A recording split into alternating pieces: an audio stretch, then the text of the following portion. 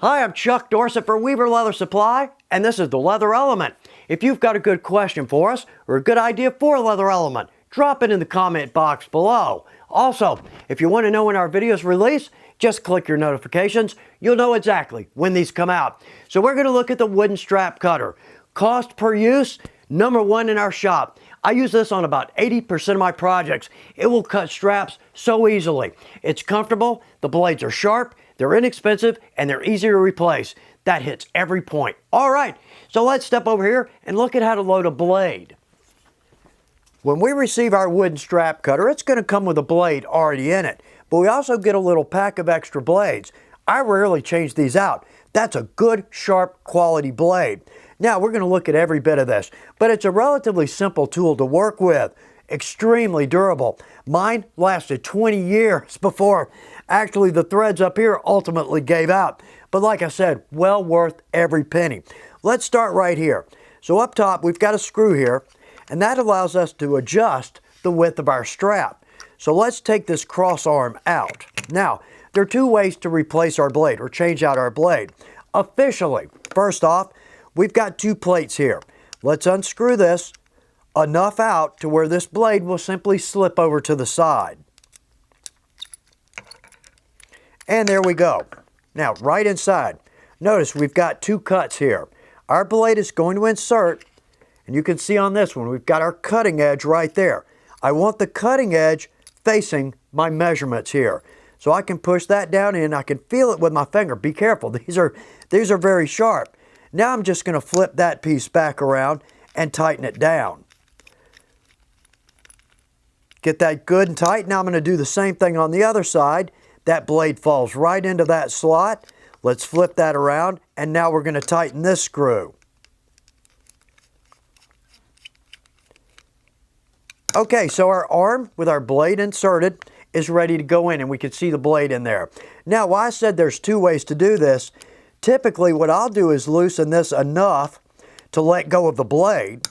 Down here, this is a small screw which will keep these two arms parallel. So I'm just going to open that up, but notice I can get that far enough to where that will swing, and I can simply take the blade out. So let's put that back in. I'm going to tighten this down. Good, there we go. Now these, actually a nice detail. It keeps our blade from slipping out because it's hard to see that little blade. Super easy to cut ourselves or damage our project. Now here's a key point, and we'll talk about why we need to do this. But notice on my handle here, this side has a little bit of an indent to it where this side is absolutely flat. We want to insert this to where our blade is on the indent side, but also I'm going to hold this in my right hand or left hand. I want my numbers or my measurements facing me. So let's pull this out. There's 1.5 inch. Let's tighten our screw down on that. There we go. Now I'd like to tighten this a little bit more. So I'm going to put that flat on my quartz or my work table, and let's just give that an extra little turn. Now we're ready to cut some straps. Let's jump over to our main table, cut some leather. If we're cutting belt blanks or straps, this is going to be our best friend. Say a double shoulder or a single bend, we can strap that down into belt blanks in about 2 minutes. Best part, every strap is going to be exactly the same width. Now, as a good side note, say we're buying our belt blanks ready to go. Well, if we strap these out, we're actually paying about 25% of the cost. So that's the most cost-effective way to go. Now, to start with, we've got to bust a straight edge into our leather. With our strap cutter, what I'm going to do, we're set at 1.5, let's bring this down to 1 inch. There we go. Tighten that down, give that a little extra tight. Now, our tendency is to push. Well, we don't want to do that. What we're going to do is we're going to grab a tab and we're going to pull a little bit left. So let's get started. How about that? Now, this is our holster leather, and it's absolutely beautiful. We can tool this. This is a dyed veg tan. We can tool and stamp this. Okay, so we've got to start. What I'm going to do is grab this little tab and pull just a hair to the left.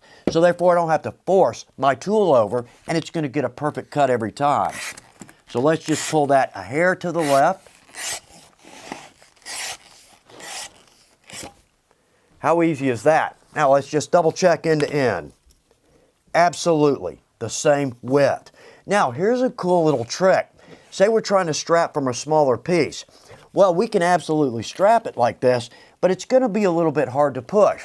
Let's just do this. I'm going to put it right next to my body, hold my wood strapper right there, and there we go. I'm using my body to actually keep the leather stable. So it makes, again, a very clean cut. Let's just double check this and see how we did. Exactly the same width, both ends. Very good consistency. That's one of the things I'm looking for. Now, here's another trick. This isn't happening here. In fact, it might down on this end, but you'll see where I'm going with this. From time to time, the edge of our leather, it can be a little bit soft. So what we're going to do, let's just take our wooden strap cutter, and I'm just going to pull in just a little bit, just enough to where I can see that cut, because that leather's going to roll. It's not going to bite for us. So let's take our knife. I can see exactly where that cut is. There we go. Let's just do a little 1/2 inch cut. All we're doing there is getting our blade past that soft edge to a point where it will start to cut. So now that slips right in and we're on our way, even if we do have a soft edge here. One last trick, and this is a big point. Body is everything. The body of the leather. You'll see what I mean. This is our Red Rock in rust. It's a pull-up leather. Love this leather. But notice how flimsy it is. So I will never get this to be able to try to strap out of that. Funny thing, right here, this is our English bridle. It's got some good body to it. So same weight, but watch this. When we jump over to strap that, look how easy that is.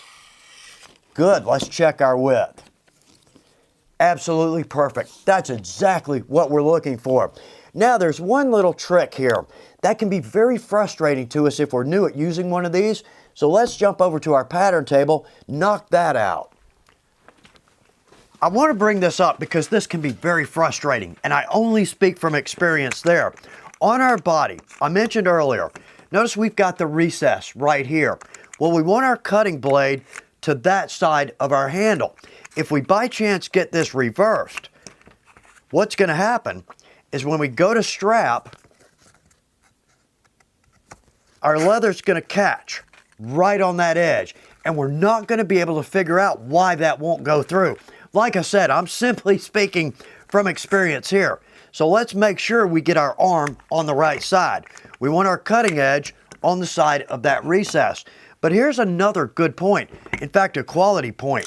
Here's one of the older strappers or strap cutters. Notice that little plug simply falls out. Right here, that actually screws on. So that's not going to fall out and roll around while we're trying to load our arm in there. It's not a big point, but it's a helpful point. When we take the cost of this tool and put it up against accuracy, ease, durability, there's no better tool in our shop. I hope the wooden strap cutter works as well for you as it does for me, and I hope this is good information.